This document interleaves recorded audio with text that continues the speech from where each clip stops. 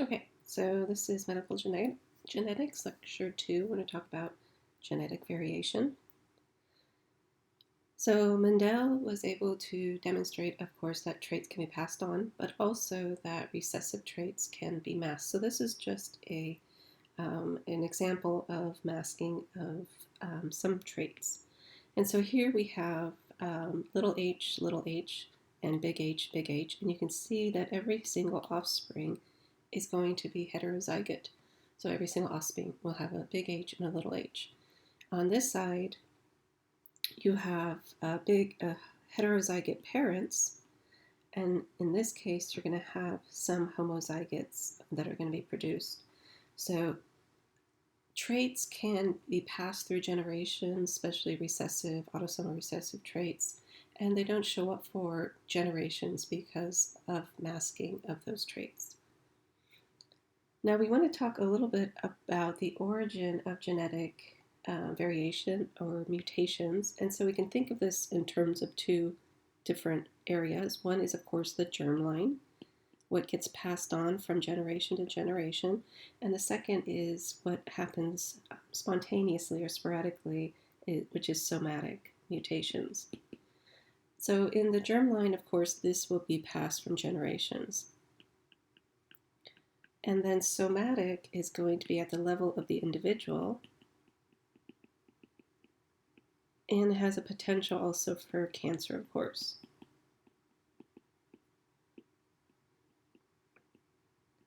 Now we also have mutations versus polymorphisms. What do you want to think about polymorphisms? Polymorphisms are allowed mutations, you can think of it that way, whereas mutations in the original sense means that you've changed the gene in some way. Typically, either it has enhanced function or a loss of function, whereas a polymorphism is a change in the gene that gets passed down and is inheritable. And oftentimes with polymorphisms, there might be some sort of evolutionary pressure for that polymorphism. So mutations are very rare. They're going to be in less than 1% of the populations. And classically, polymorphisms are considered to be in more than 1% of the population for them to be considered a polymorphism and stable. That definition of polymorphism modern is a little bit wiggly, and so polymorphisms now can have a range of less than 1% to greater than 1%. And this is a more modern take of polymorphism.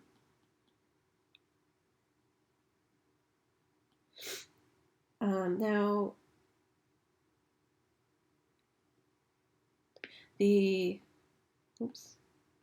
spelled modern wrong.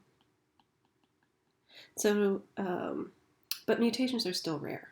Okay, so these are going to be rare. And likelihood the mutation is not going to be favorable, and oftentimes doesn't lead to a viable offspring. So we have different types of mutations, and I'm going to go through several of these mutations and just talk about what they are. So the first mutation is a base pair mutation. Okay, base pair mutations is simply that you just have a single base pair that gets mutated. We've talked about this with respect to sickle cell anemia. Now there are different types of base pair mutations. You can have a silent mutation, and this occurs when the actual change of the base pair doesn't alter the amino acid. So remember, we have redundancy within the code, and so some amino acids have multiple different codons, and so a silent mutation will generate the same code. Will generate the same amino acid using a different code. A missense is what we saw with sickle cell anemia, in which you have an altered codon with different amino acids. However, the codons are still going to be grouped together with amino acids that have similar properties. So oftentimes a missense mutation will lead to a mutation but with an amino acid with a similar property, a negative charge for a negative charge, positive for positive, etc. And then you have a nonsense mutation. A nonsense mutation is important because it introduces a stop codon. And the stop codon is going to more than likely produce a non-functional protein. And so this is referred to as a truncated protein. And truncated means that it is shortened. Okay, so the natural protein is shown here, the shortened truncated protein is shown here, and it probably is not going to fold properly, and it most likely will not be functional. Now, another type of mutation is going to be a deletion. And deletions typically occur during the process of replication, where a mistake is made that is not fixed, and you get removal of nucleotides from the actual genome. So you lose this area. So this is lost DNA. And this lost region could be small. It can affect one gene, or it can affect many genes. Some examples of this is Turner syndrome. And in Turner syndrome is when you have a full chromosome that is missing or partially missing, and that chromosome is the X chromosome. So this is only present in females.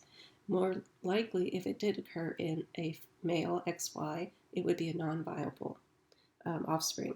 But because the X chromosome, you have 2 in females, this is a viable offspring or viable fetus, but it will have some effect on the fetus, and those are referred to as Turner syndrome. Cystic fibrosis has also been associated with deletions, and it has variability in what genes are deleted. So cystic fibrosis is a very heterogeneous disease. Williams syndrome is a deletion of chromosome 7 region, and it usually includes 26 to 28 genes. People affected with Williams syndrome are usually confused with Down syndrome. They have some similar features. Down syndrome is more common than Williams syndrome. But again, Williams syndrome is a deletion or loss of genes from that chromosome. Another type is insertion. Insertion is going to be where you are going to put genes in a different location. And so your insertions can change the proteins that are going to be produced. So you can insert in between genes, in the middle of a gene, or outside of a gene, etc. So it just depends where you insert. And it's going to insert wrong amino acids, which can lead to early termination of genes that has been interrupted. It can change your genes to nonsense mutations, in which you have a non-functional protein. It can also move a potential oncogene to a strong promoter, and this can lead to cancer. So moving a gene that is not expressed at very high levels next to or near a promoter that is expressed at very high levels has potential for cancer formation. Another type of mutation is a frame shift mutation. And an frame shift mutation is that when you get an insertion or deletion of nucleotides that's not in multiples of 3. And this is the most detrimental mutation. So here you can see is the normal gene, and you get the normal amino acid sequence shown here. You insert one amino acid, and that shifts the frame. So now these last 2 gene or amino acids are different, and this will lead to a different sequence downstream as well. And then you can also have an insertion of 3 trinucleotides shown here, and this will only change one of the amino acids, and everything else will be the same. So that is a non-frame shift mutation, and so that will not be as deleterious as a true frame shift mutation. The frame shift mutations can be in numbers of 1 or 2, anything that disrupts that 3. In addition, you can change the stop codon when you do this, and this will lead to either a longer or shorter polypeptide, which of course will affect its function as well. Now, other types of mutations are going to be mobile elements. Mobile elements are going to be pieces of nucleic acid that can, in themselves, be moved around. And we have, for example, transposons, and these can insert themselves into DNA, and they are mobile elements.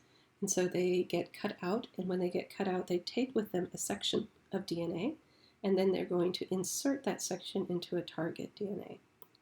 Now, this is commonly used in bacterium, because bacteria will move around antibiotic-resistant genes in this way, where they're going to take, using transposons, they'll take an antibiotic-resistant Staph aureus, and they'll transfer that to a plasmid that can then be transferred to another Staph aureus to make them antibiotic resistant, for example. Another type of mutation is a duplication. Duplication is just what it is. You get double the material. Typically, this will result in more product being made. It can, depending on where it's duplicated, interrupt genes as well. But more commonly, it's just you're doubling the genetic material, and so you can potentially double the amount of protein that is within this region of the genome. Now, another type of mutation is referred to as a splice site mutation. So we know what splice sites are. They are to remove introns so that your exons can come together and form the messenger RNA that will ultimately be the protein. So, for example, we have a gene here in which you have exons. So you have exon 11, exon 12, and exon 13. And normally you get spliced out your introns, and your introns are intron 11 and intron 12. And then you get your messenger RNA, which has all your exons with your introns removed, and it leads to protein A, for example.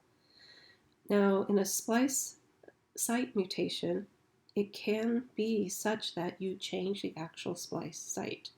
So you can see here that we had a change from a guanine to adenosine, and this altered the splice site so that now you're going to remove intron 1, exon 12, intron 12, and you're going to get a altered messenger RNA, which is missing exon 12. So this is going to be deleterious, obviously, to the actual protein. And this is something that is seen with PKU, which is a deficiency of what's called phenylketonuria, and this is going to be prominent in European descent. And basically, it's just that you are changing the sites from that G to that A in the intron 12. And so this is now not going to be recognized by the splicing enzyme, so it's going to be bypassed. And this bypassing allows exon 12 to be lost. And so you get a truncated protein, which is unstable and has no activity. There are also promoter mutations, and promoters, remember, are upstream of the gene, and they not only contain the binding site for transcription factors, but can also contain binding sites for regulatory factors. So the mutations in the promoter region, if it changes the level of transcription, then that indicates that that mutation is altering some sort of binding site. And again, it could be a binding site for transcription factors or regulators. Another type of mutation is an expanded repeat mutation. And so this can lead to what's referred to as a pre-mutation or carrier that gets passed on from generation to generation. This is seen with Huntington's disease. And each generation, the repeats get larger and larger until they actually present with the disease. And so a person who is the original carrier might present with a Huntington's disease at the age of 60, and their children, because they inherited the expanded repeats from their parent, they can present with Huntington's disease at a much earlier age because they start with the pre-mutation. Oftentimes these pre-mutations are going to be outside of the genes. So in the case of Huntington's disease, again, it's not occurring actually within the exon regions, but it's occurring upstream of that. And just by adding more and more mutations upstream, you make it so that the gene can no longer be properly expressed. Some can be encoding regions, however. There are several that are going to be linked to neurologic diseases. And the most common repeats for neurologic diseases are CGG and GCC repeats. And so this is just showing in a normal protein, you have a CAG repeat, which is going to be about 5 to 35 repeats. That's going to be normal functional. And then as you get expansion of these repeats through generations, this now becomes not a coding protein, or it affects the coding of the message for the protein. So there are some examples of trinucleotide repeats, and disorders associated with central or peripheral nervous system often have these repeats. So you have a type 1 trinucleotide repeat, which is CAG, and so you're going to have glutamine expansion over and over and over again. And in these genes for the central and peripheral nervous system, about 20 repeats is normal, and then if you have more than 20, you go into what's called a polyglutamine disorder. A type 2 trinucleotide repeat disorder will be made up of variable trinucleotides from CTG, GAA, GCC, CGG, and these are all within non-coding regions. And so if you have, for example, Fragile X syndrome type A, it's going to be an expansion of GCC in the 5' end of the non-coding region. If you have Fragile X syndrome type E, it's going to be CGG at the 3' end. Myotonic dystrophy is going to be a CTG at 3' end, and Friedreich ataxia is going to be GAA within an intron. So again, you don't have any of these occurring actually in exons. They're either at the 5' end, the 3' end, or within an intron that are causing the disease. Okay, so overall consequences of disease or mutations are going to be a gain of function, a loss of function, or you have a dominant negative effect. So a gain of function is going to be dominant, typically, and you can lead to a novel protein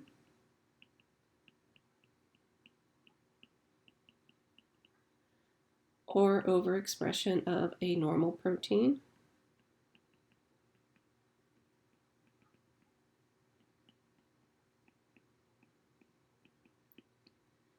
Or inappropriate expression.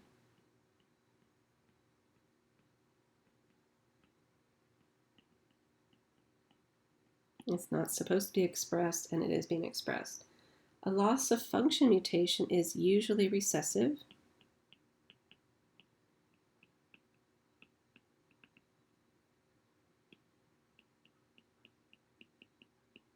And you're going to lead to situations in which you're not producing enough of the protein. Depending on what the protein is, it will lead to either a very strong phenotype or a mild phenotype. So you can have 50% loss of protein,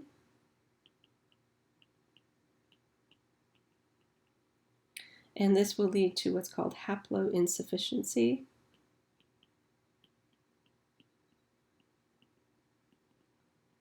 And so haplo just means half, and insufficient means you're making half of the protein, so it's an insufficient amount. In a normal individual, you make 100% of whatever the protein was, and so by losing that ability, it's referred to as haploinsufficiency. An example is the LDL, low density lipoprotein.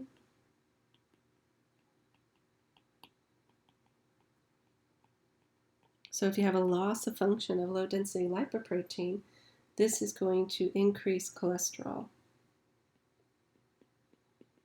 in the blood. And it's because your low density lipoprotein is going to help your high density lipoprotein remove cholesterol and bring it to the liver for the liver to dispose of it. There's also dominant negative mutations, and this is when you have an abnormal protein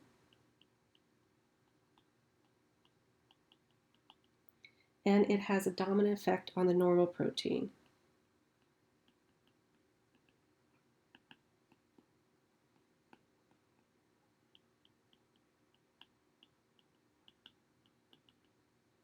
Okay, and one example of this is our prion protein. Even though you make normal prion proteins, if you have the mutated version, it's going to have a dominant effect over the unmutated. Now, an example of a genetic disease is achondroplasia. This is where you have your gain of function mutation of a tyrosine kinase receptor. So the gene is this FGFR3, and it is a transmembrane tyrosine kinase receptor. We do know of tyrosine kinase receptors. Insulin has one, for example, and these typically are going to be associated with growth. And FGFR3 is also associated with growth. It's going to bind fibroblast growth factor, and its signaling is going to inhibit proliferation of chondrocytes within the growth plate. And so this is FGFR3 is going to help coordinate the growth and differentiation of chondrocytes. Now, you might think that it's a binding the growth factor, so it must promote growth, but that's actually the opposite of its function. It's a regulator of growth. And so it's going to inhibit proliferation. So a gain of function of this particular gene would result in a decrease of growth, right?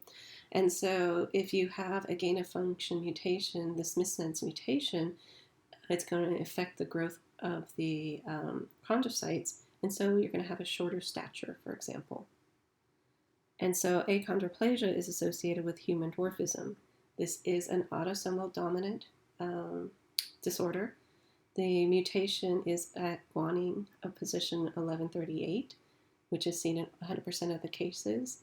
80% will have the de novo mutation in the father's germline, and the frequency increases with advanced paternal age. The onset is going to be prenatal, and you're going to have that short stature associated with it, as well as megaloencephaly and spinal cord compression. Right, so there are also a series of hemoglobin disorders. And so just as a review, we have hemoglobin A, and this is going to be composed of 2 beta chains and 2 alpha chains. And this is going to be normal hemoglobin.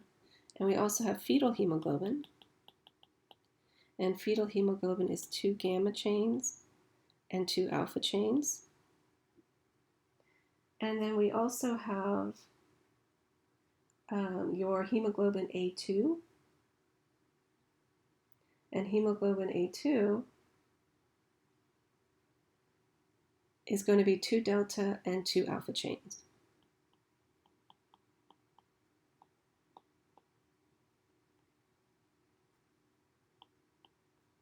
And so there is a common theme here. You have your 2 alpha, 2 alpha, 2 alpha.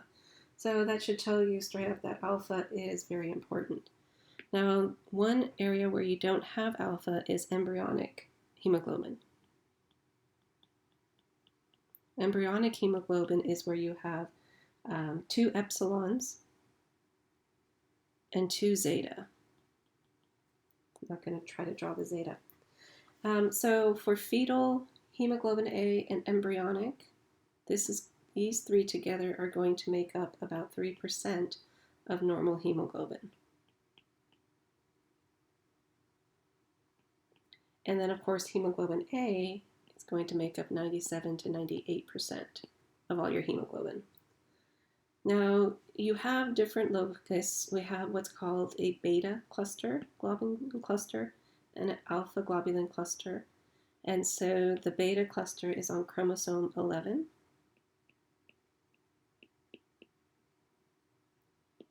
And then the alpha cluster is on chromosome 16.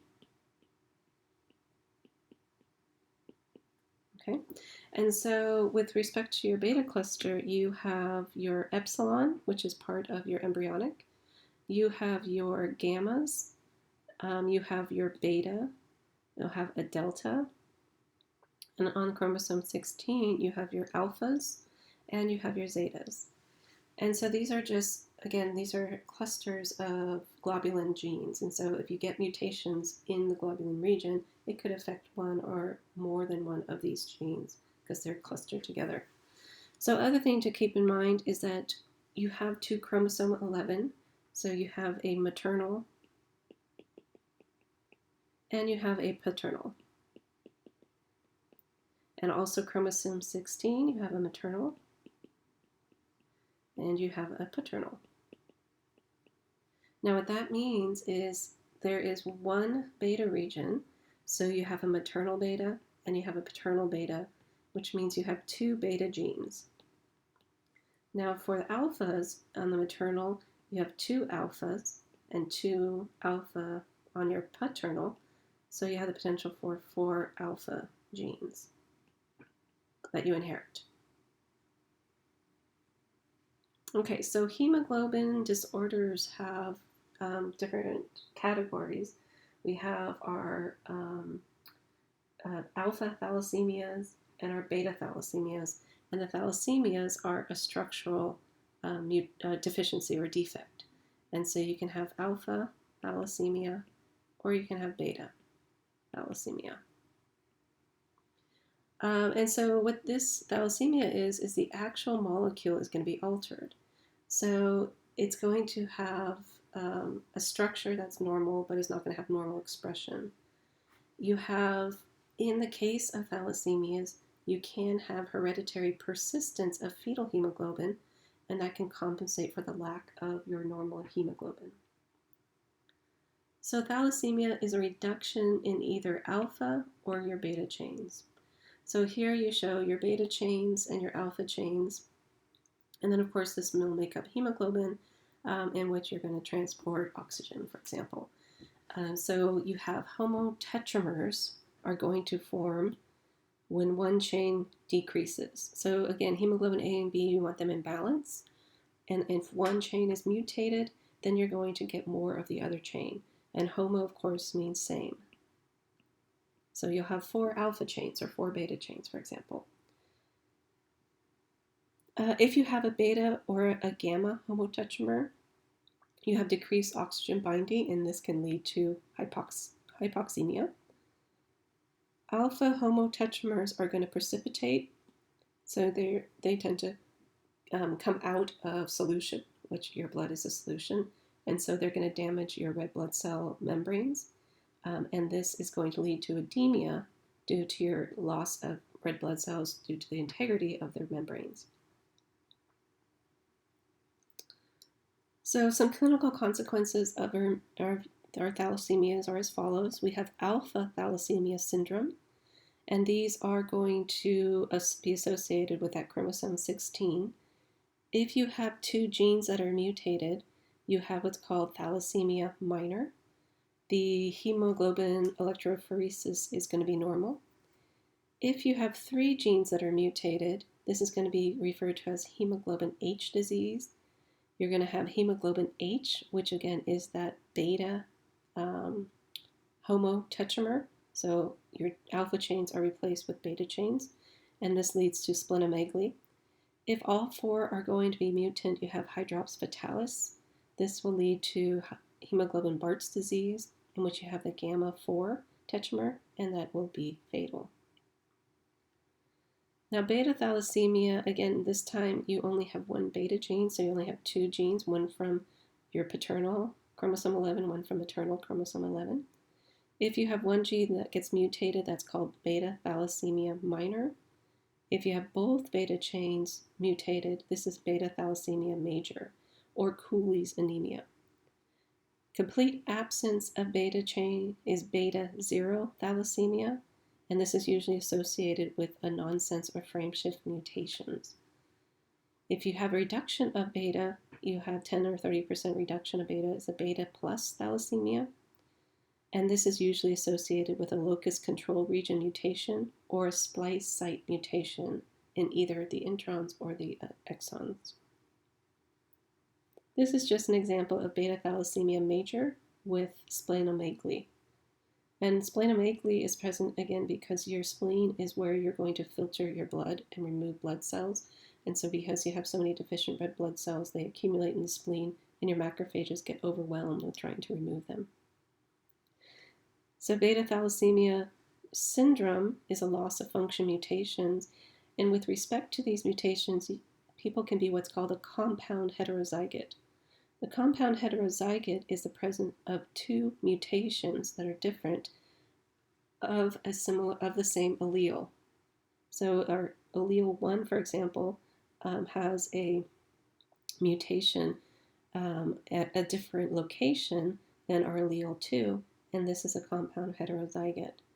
Whereas in our other individual, you have mutations at the same loci in the same gene, and this is called a homozygote. Now we talked about sickle cell anemia. So sickle cell anemia is that single base pair substitution in the beta globulin chain in which you get valine for glutamic acid. So you're switching a change of amino acids. And not only that, you're going from a more hydrophobic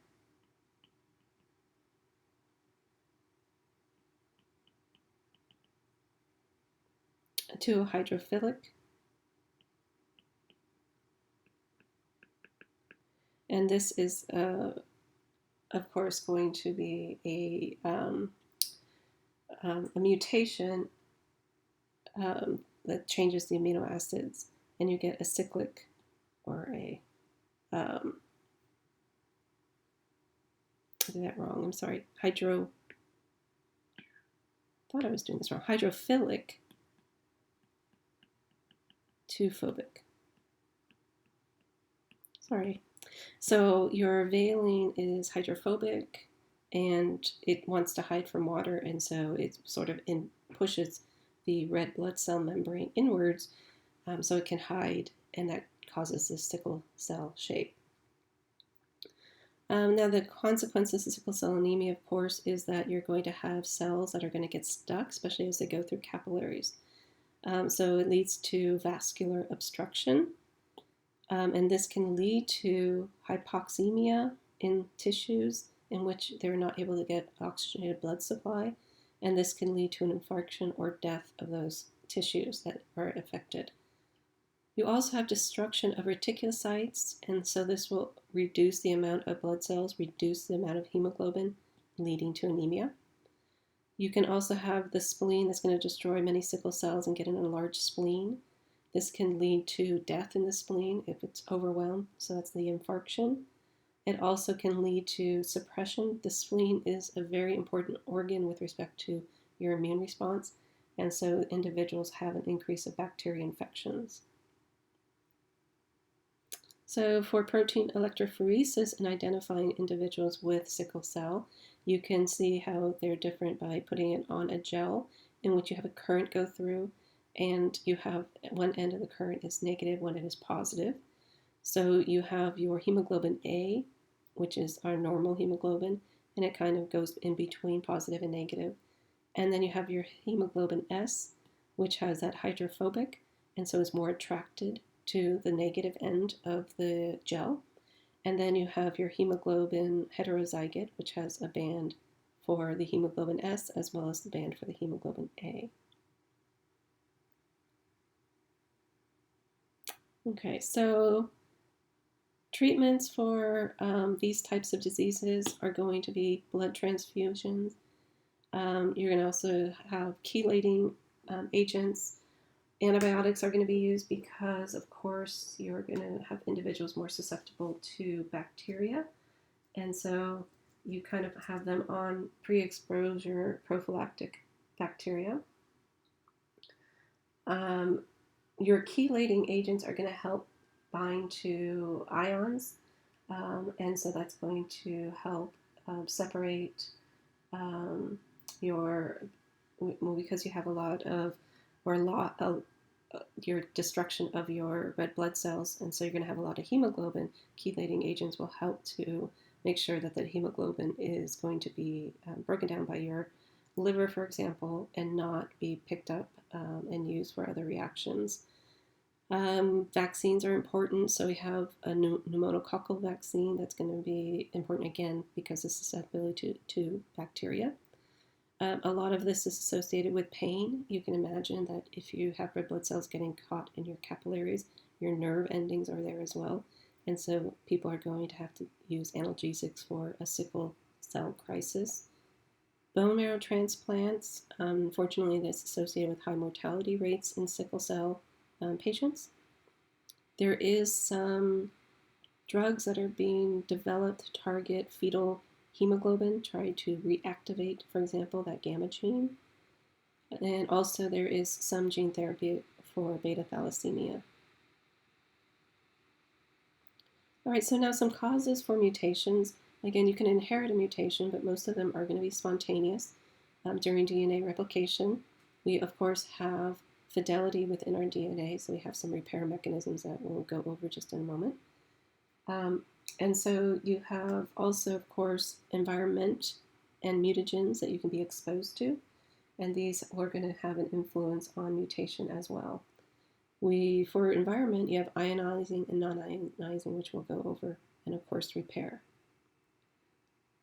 So for ionizing radiation, these have the potential to break your DNA.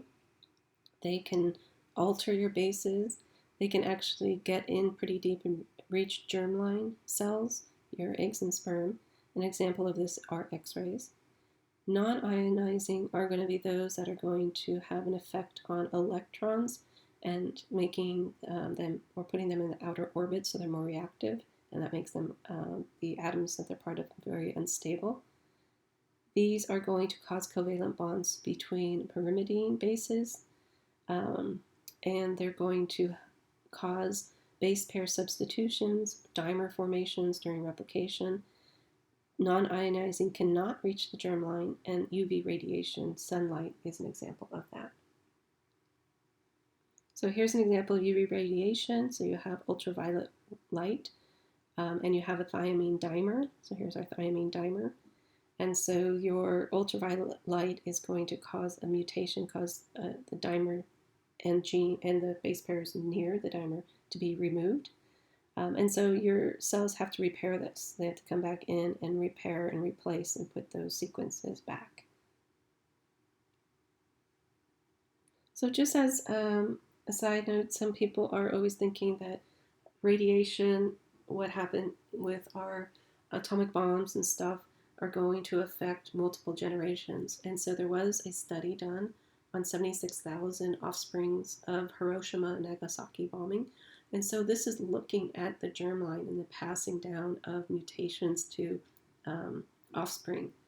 And they also did a study on children exposed to Chernobyl nuclear power plants. And so here they're looking at not only germline, but somatic mutations. Was there an increase in somatic mutations? And of course, this is in comparison to normal populations.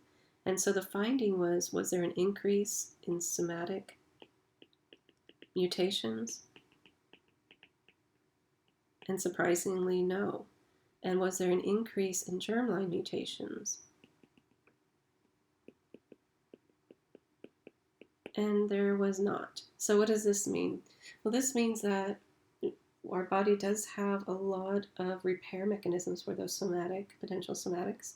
So it's pretty stable, our replication. And then with respect to germlines, our germ cells are very protected from mutations. And so that is why genetic mutations are very, very rare. Now, another thing to consider are carcinogens.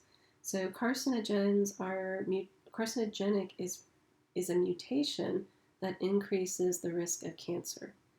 There are very few chemicals that are true mutagens. However, those carcinogens that can increase the risk of cancer, 90% of them are mutagens. So they are going to have the ability to mutate the genome. So there's a strong relationship between carcinogen and mutagen, and this is going to be measured by a test called the Ames test. And the Ames test is used as a screen for potential carcinogens. And so just as an example of what the Ames test is, the Ames test is where you're taking a bacteria strain. In this case, you're just using Salmonella. And Salmonella is going to require histidine, so that's an essential amino acid, so you have to add essential amino acid. And so what you basically do is you take a liver extract, and they use rats, and you are going to add Salmonella to that liver extract. And then you test a possible mutagen, so you add a mutagen as well to that liver extract. And then you put on there a media with minimal histidine, and then you get a high number of revertins from histidine negative to histidine positive in the bacteria that had a mutagen present. So this would suggest that the mutagen is causing the mutations and the selective pressure of Salmonella to change from histidine negative to histidine positive. Whereas in the control plate, you have some natural revertance, but not a lot. So some other chemical mutations are going to be base pair analogs. And so these are going to resemble bases, and they can be substituted in DNA during replication. Base pair analogs are going to be used as antiviral agents against different viruses. Remdesivir, for example, is a base pair analog that has been used for hepatitis C and Ebola, and now it's been being tested for SARS-CoV-2. Acridine dyes can incorporate in between bases. They don't really alter bases. However, because they incorporate, when the DNA does replicate, it can cause a shift, a base pair shift, or a loss of bases just by the presence of those dyes. Nitrous acid can remove an amino group from cysteine and convert it to uracil. And then uracil is going to pair with adenine instead of guanine, and so you get a base pair substitution. You also have mustard gas, which is a very powerful mutagen, vinyl chloride, formaldehyde, which is used commonly to preserve tissues for study. You have saccharin, which is a weak mutagen, but it has been shown to be a mutagen, and that can be found in some of the artificial sugars. Aflatoxin B is a fungal product, and that's going to contaminate food, and it's a natural mutagen. Aflatoxin B is going to be processed by our P450 enzymes, and our P450 enzymes will actually make aflatoxin B more toxic by a chemical reaction. Now we also have, of course, DNA repair. So we want to maintain the fidelity or accuracy of DNA. And so this fidelity is going to be maintained by numerous enzymes. And again, those checkpoints during the cell cycle are where they're going to say, do we need to move up through cell cycle, or should we undergo apoptosis? We talked about this in biochemistry. In order for DNA to be repaired, your repair enzymes need to be able to identify the parent strand, because you don't want them to change the parent strand based on the mutated daughter strand.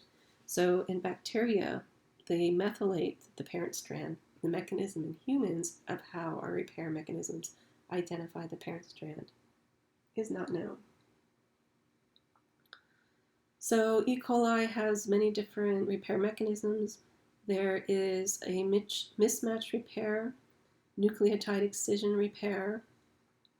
This is going to be to remove that pyrimidine dimers, and this is can lead to a disease called ectoderma pigmentosa. Direct DNA break repairs, and this can lead to some cancers. So ectoderma pigmentosa is where you have faulty DNA repair, and so UV radiation will naturally cause pyrimidine dimers in the DNA. We talked about that. So you need that excision repair to remove the dimers and then repair and put back the base pairs. This is an autosomal recessive disease. And in this case, you have your nucleotide excision repair system does not work. The DNA dimers result in base pair substitutions, and the disease severity differs. Symptoms can appear within the first couple years of life, and often they're going to present on the skin because that's the most commonly exposed tissue to the sun. So there are various diseases associated with repair defects. So again, ectoderma pigmentosa is going to have that nucleotide excision repair defects, and this can lead to skin tumors, photosensitivity, neurologic abnormalities. Cockayne syndrome is going to have a defect in the repair of UV-induced damage, and this can result in reduced stature. We have an anemia, which is going to have different genes involved, but it's all involved in DNA repair. Exact function of those genes is not known, but you can have anemia, leukemia, etc. Bloom syndrome is going to have mutations in the RECQ helicase. So RECQ helicase is going to be a common source of a source of mutations that leads to these diseases. So for Bloom disease, it can lead to an immunodeficiency, chromosome instability, and growth deficiency. RECQ is also going to be mutated for Werner syndrome, and this is going to lead to cardiac, skin elasticity, short stature, etc. You have an ataxia telangiectasia, which is going to have a problem typically in halting the cell cycle after DNA damage. So those checkpoints, those P53s, are not going to be able to prevent progression to cell cycle if the DNA is damaged. Hereditary non-polypose is a mutation of 6 DNA mismatch repair genes, and this is going to lead to a propensity for cancer.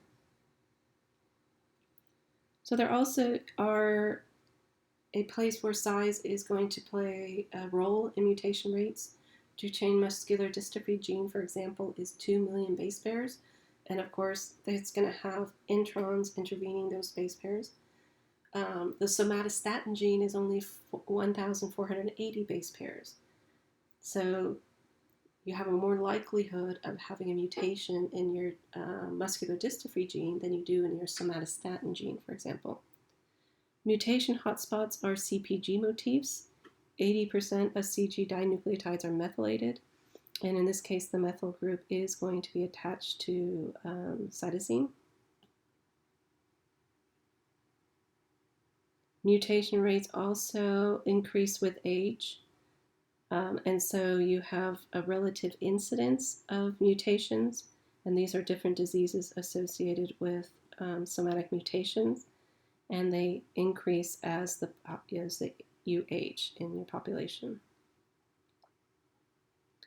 We also, of course, have our ABO antigens, and these were discovered in 1900s.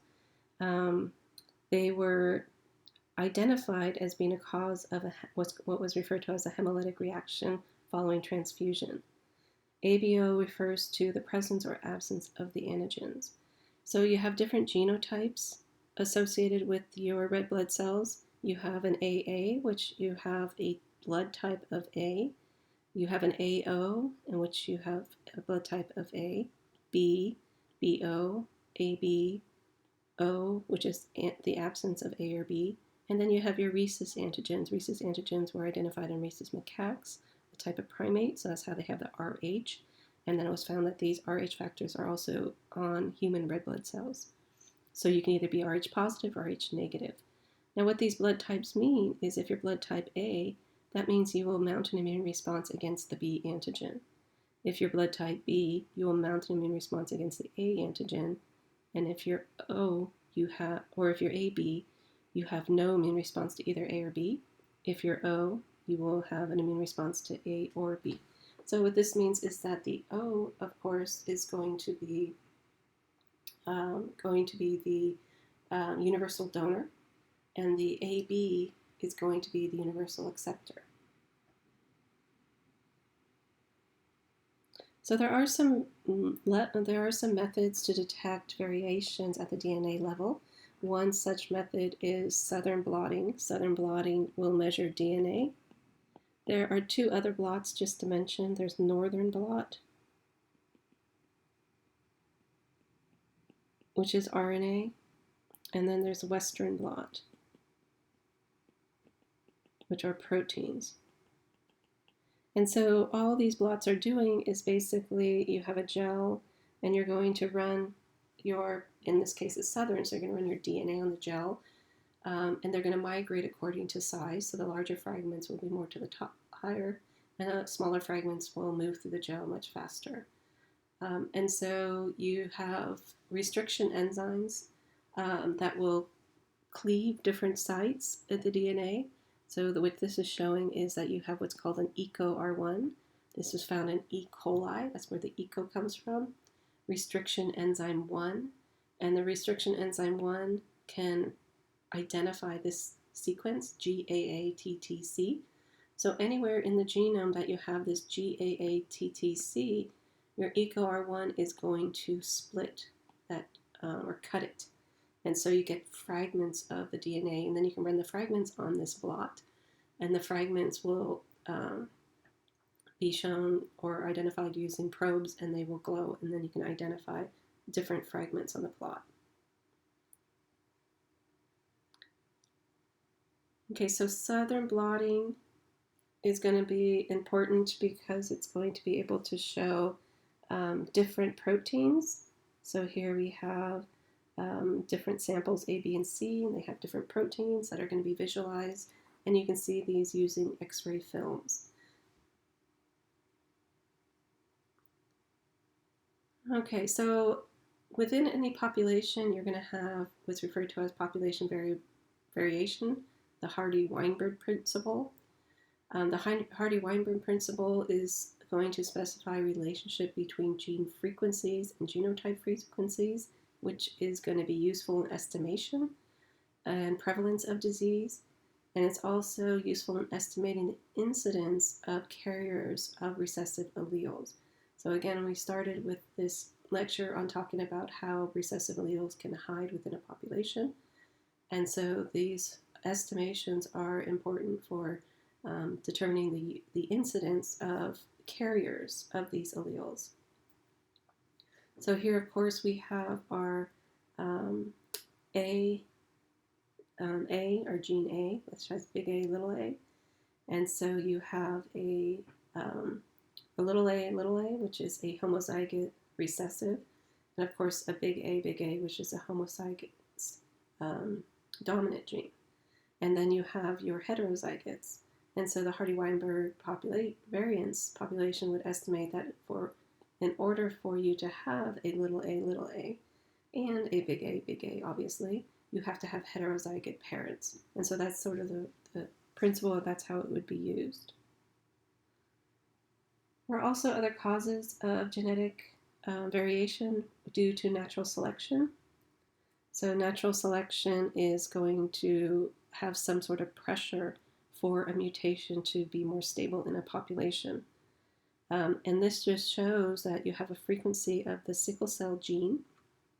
And you can see that in the sickle cell gene, you have 10 to 20% of the populations in these purple areas, 5 to 10% in these green areas, and then 1 to 5% in these shaded areas. And it almost exactly overlaps the distribution of malaria. So there is some non-overlap in this area here, but for the most part, the pressure for sickle cell trait aligns with the endogenous levels of your malaria parasite. And when I say sickle cell trait, we have our sickle cell gene. So you have your hemoglobin A, and you have your hemoglobin S.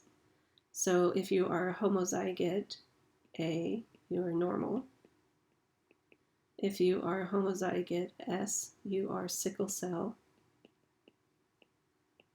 And this is the disease. But if you are a heterozygote, you are sickle cell trait. And it's really this heterozygote that is protected from malaria and is also doesn't have the disease associated with sickle cell. So other causes of genetic variation, we have genetic drift, we have bottlenecking, and we also have the founder effect. So genetic drift is your basically your gene frequency will deviate from one generation to the next in small populations. This is associated with uncommon genetic diseases in a large population, but it may be frequent in a smaller population. So basically the gene is going to get more concentrated if the population is smaller. So some examples of this is the Ellis-Van Creveld syndrome, which is polydactyl, reduced stature, congenital heart defects, and this has a higher frequency in the Amish population. Bottleneck is also where you have a group of individuals that are going to have inter-family relationships, and so the genes get bottlenecked to such a way that especially autosomal recessive traits, have an increased frequency. So Tay-Sachs, Gaucher's disease, torsion dystonia are all going to be bottlenecked in Jewish populations. There's also the founder effect. This is a special case of genetic drift. In this case, Finland is often the example for this.